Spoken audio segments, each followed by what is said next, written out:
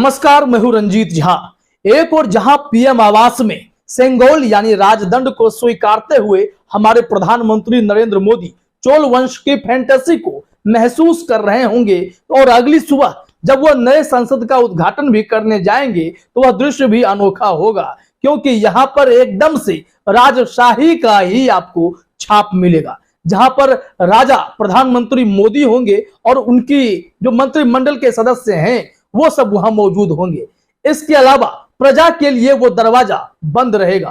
कम से कम 10 घंटे के लिए ट्रैफिक रूट इस तरीके से डाइवर्ट रहेंगे कि उस रास्ते से गुजरने वाले हर मार्ग आपको बंद मिलेंगे। यानी प्रजा को कुछ देखना हो तो घर बैठे टीवी में देखिए। फिर जो तीसरी अहम बात है इसमें कि यहां पर विपक्ष दिखाई नहीं देगा। 20 से अधिक पार्टियां इनका बाइकआउट कर चुकी हैं। जानते हैं क्यों? क्योंकि इस कार्यक्रम में सिर्फ और सिर्फ चोल वंश के राजवंश वाली बात ही दिखाई पड़ेगी, प्रजातांत्रिक चीजें नहीं होंगी। जहां भारत के लोकतंत्र में राष्ट्रपति उपराष्ट्रपति का महत्व है, जो हमारे लिए प्रायोरिटी ऑर्डर में प्रधानमंत्री से भी ऊपर होते हैं, उन्हें इस कार्यक्रम में नहीं बुलाया गया। विपक्ष बाइकआउट करेगा। विपक्ष में करीब करीब लोकसभा और राज्यसभा मिला दें तो 200 से अधिक सांसद होंगे जो जनता की समस्या को वहां उठाते रहते हैं। वो जनप्रतिनिधि वहां मौजूद नहीं होंगे। तो ऐसे में चोल वंश की फैंटेसी प्रधानमंत्री नरेंद्र मोदी बहुत अच्छे से महसूस कर पाएंगे। एक और जहां सेंगोल राजदंड और नए संसद भवन के बीच पूरी गोदी मीडिया उलझी हुई है, तो दूसरी तरफ जो महत्वपूर्ण खबर है कि मोदी सत्ता अपने दूसरे काम में भी लगी हुई है, और यह काम वही है कि विपक्ष के नेताओं को कैसे निशाने पर लेना है। खबर यह आई है कि राहुल गांधी और पूरे गांधी परिवार को एक बार फिर से साधने के लिए नए केस को खोलने की तैयारी है। इनकम टैक्स डिपार्टमेंट के फैसले को चुनौती देते हुए गांधी परिवार दिल्ली हाईकोर्ट गया था, जहां से दिल्ली हाईकोर्ट ने उन्हें झटका दिया है। संजय भंडारी से जुड़ा हुआ केस है। हम ये आगे आपको बता देंगे कि पूरा मामला क्या है, लेकिन उससे भी बड़ी खबर यही है कि गौतम अडानी के खिलाफ मोर्चा खोलने वाली महुआ मोइत्रा की सांसदी छीनने का भी महाप्लान बन रहा है और इसको लेकर तैयारी शुरू कर दी है। जैसे ही यह मामला महुआ मोइत्रा के पास पहुंचा है, उन्होंने पलटकर जवाब दिया है। हालांकि कुछ लोगों को यह खबर मालूम होगी कि महुआ मोइत्रा के सांसदी पर निशाना साधने के लिए कैसे श्रवण कुमार यादव नाम के व्यक्ति ने इलेक्शन कमीशन में, सीबीडीटी में और लोकसभा स्पीकर ओम बिरला के पास एक शिकायत पहुंचाई है कि महुआ मोइत्रा ने हलफनामा में सारी चीजें छिपाई हैं और इसको लेकर उन पर कार्रवाई की जाए, ऐसी मांग उन्होंने रख दी है और इसकी जांच कराने की बात भी कही है। अब देखिए, इस मामले में महुआ मोइत्रा ने पलटवार भी किया है। साथ ही साथ यह मामला इसलिए दिलचस्प हो जाता है क्योंकि महुआ मोइत्रा को निशाने पर लेने की कोशिश बहुत दिनों से हो रही थी, क्योंकि इकलौती ऐसी सांसद हैं जो अपने तीखे बयानों से, जोरदार भाषणों से और कागजी डॉक्यूमेंटेशन के सहारे मोदी सत्ता की खाट खड़ी कर देती है। अब ऐसे में गौतम अडानी को लेकर इन्होंने जितने भी डॉक्यूमेंट्स सामने रखे, उन सब से गौतम अडानी तिलमिला उठे थे।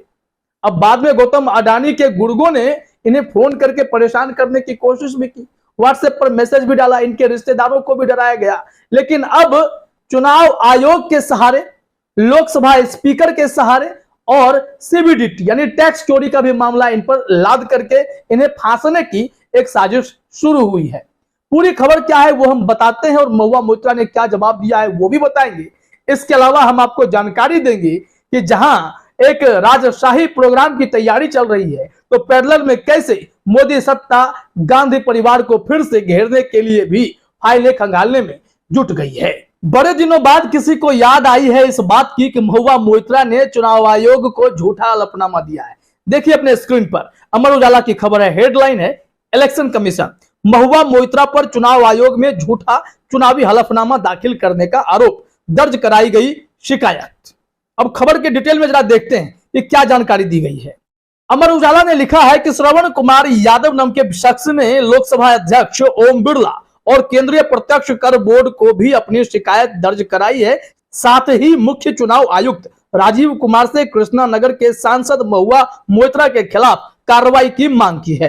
श्रवण यादव ने दावा किया है कि उन्हें मोइत्रा द्वारा की गई कुछ अनियमितताओं और अवैधताओं का पता चला है। अब उन्होंने शिकायत में क्या कुछ कहा है वो भी डिटेल में अपने स्क्रीन पर देखिए। अमर उजाला ने ही लिखा है, शिकायत में कहा गया है कि चुनावी हलफनामा में विशेष रूप से मोइत्रा द्वारा दायर फॉर्म 26 से पता चलता है कि उसने बॉन्ड, डिवेंचर, शेयरों में निवेश का विवरण और कंपनियों, म्यूचुअल फंड और अन्य में इकाइयों और राशि श्रेणी के खिलाफ शून्य का उल्लेख किया है। उसने अपने हलफनामे में खुलासा किया है कि उसने शेयरों में कोई निवेश नहीं किया है। वहीं शिकायतकर्ता ने दावा किया कि यह उनके संज्ञान में आया है कि मोइत्रा व्हीलर विले फाइनेंशियल एडवाइजर्स प्राइवेट लिमिटेड नामक कंपनी में शेयर धारक हैं और 2010 से कंपनी में 4900 शेयर यानी 49% शेयर होल्डिंग रखती हैं।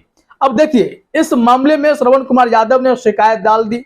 ओम बिरला साहब इसमें बहुत तेजी से एक्शन में जुटेंगे, जबकि महुआ मोइत्रा ने जब निशिकांत दुबे के फर्जी डिग्री को लेकर सवाल खड़े करते हुए स्पीकर साहब से एक्शन लेने को कहा था तो उस वक्त तक कोई कार्रवाई नहीं हुई। लेकिन यहाँ देखिए, महुआ मोइत्रा के मामले में शिकायत पहुंची है तो आपको बहुत जल्द कोई ना कोई एक्शन जरूर दिखेगा। हालांकि इस मामले में महुआ मोइत्रा ने जोरदार पलटवार भी किया है। द प्रिंट ने उनके बयान को भी छापा है। तो चलिए जरा आप अपने स्क्रीन पर द प्रिंट की खबर देखिए। हेडलाइन में ही है, मेरी तुलना गैर पारदर्शिता से करना हास्यास्पद है। टीएमसी सांसद महुआ मोइत्रा, इन्होंने कहा कि मुझे हंसी आ रही है कि ये लोग क्या कर रहे हैं। द प्रिंट की खबर के मुताबिक तृणमूल कांग्रेस की वरिष्ठ सांसद महुआ मोइत्रा ने कथित तौर पर झूठे चुनावी हलफनामे दाखिल करने और कर चोरी को लेकर चुनाव आयोग में उनके खिलाफ दर्ज कराई गई शिकायत को बेतुका करार दिया और कहा कि उनकी तुलना गैर पारदर्शिता से करने का प्रयास हास्यास्पद है। और फिर आगे उन्होंने जो बयान दिया है बिल्कुल भाजपा पर निशाना साधते हुए, देखिए जरा अपने स्क्रीन पर। लोकसभा में अपने तीखे वक्तव्यों के लिए जानी जाने वाली मोइत्रा ने एक बयान में कहा, मुझे किसी भाजपा समर्थित सूत्र की बेतुकी शिकायत पर प्रतिक्रिया देने की जरूरत नहीं है। कोई भी कुछ भी लिख सकता है और उस पर मुझे प्रतिक्रिया देने की जरूरत नहीं है। मेरी ओर से प्रतिक्रिया की गारंटी भी नहीं है। अगर और जब चुनाव आयोग मुझे लिखेगा मैं उसी के अनुसार जवाब दूंगी। किसी भी तरह की गैर पारदर्शिता के साथ मेरी तुलना करना हास्यास्पद है। और उन्होंने फिर से एक महत्वपूर्ण तंज कसा है, जरा वो भी अपने स्क्रीन पर देखिए। उन्होंने कहा, इसके अलावा कृपया याद रखें कि मैं एक पूर्व निवेश बैंकर हूं, एक्स इन्वेस्टमेंट बैंकर हूं, ना कि विश्व गुरु बैंक में पूर्व जमा काउंटर क्लर्क। तो इस तरीके से महुआ मोइत्रा ने करारा जवाब देते हुए कह दिया कि कोई भी आकर कुछ भी शिकायत दर्ज करा देगा तो इसे हम उस वक्त जवाब देंगे जब हमसे चुनाव आयोग इस मामले में स्पष्टीकरण मांगेगा। क्योंकि मेरे ऊपर अगर कोई गैर पारदर्शिता का आरोप लगा रहा है तो वो बस एक मजाक हो सकता है। ये महुआ मोइत्रा का स्टैंड क्लियर है, कॉन्फिडेंट है कि उन्होंने कुछ भी गलत नहीं किया है। बावजूद इसके इन्हें घेरने के लिए कोई ना कोई शिगुफा छोड़ा जा रहा है। अब यहां से हमने चर्चा की राहुल गांधी की। राहुल गांधी और इनकम टैक्स का मामला क्या है उसे भी जरा समझ लेते हैं। दरअसल संजय भंडारी से जुड़े केस का मामला है। इसमें राहुल गांधी और पूरा गांधी परिवार चाहता है कि आप इस टैक्स के मामले को सेंट्रल असेसमेंट में नहीं डालें, सामान्य असेसमेंट में डालें। हालांकि दिल्ली हाईकोर्ट ने इनके अनुरोध को ठुकरा दिया है। अब जरा देखते हैं कि इस संबंध में क्या जानकारी दी गई है। नवभारत टाइम्स ने लिखा है कि गांधी परिवार की मुश्किलें तो बढ़ती ही जा रही हैं। अब आईटी डिपार्टमेंट मामले में याचिका खारिज। जाने क्या है पूरा मामला, तो मामला हम लोग जान ही लेते हैं कि इसमें क्या कुछ बताया गया है। इसमें कहा जा रहा है कि दिल्ली हाईकोर्ट ने शुक्रवार को कांग्रेस नेताओं सोनिया गांधी, राहुल गांधी और प्रियंका गांधी वाड्रा की याचिकाएं खारिज कर दी। याचिका में गांधी परिवार ने आर्म्स डीलर संजय भंडारी से जुड़े मामले में आयकर विभाग के असेसमेंट को सामान्य असेसमेंट की जगह सेंट्रल सर्किल में ट्रांसफर करने के विभाग के फैसले को चुनौती दी थी। कोर्ट ने साफ कहा कि फेसलेस असेसमेट कोई मौलिक या निहित कानूनी अधिकार नहीं है जिसका करदाता दावा करता है। दिल्ली हाईकोर्ट ने कोर्ट अदालत ने Sanjay Gandhi memorial trust, Jawahar Bhavan trust, Rajiv Gandhi foundation, Rajiv Gandhi charitable trust, young Indian और आम आदमी पार्टी की वो अलग अलग याचिकाएं भी खारिज कर दी।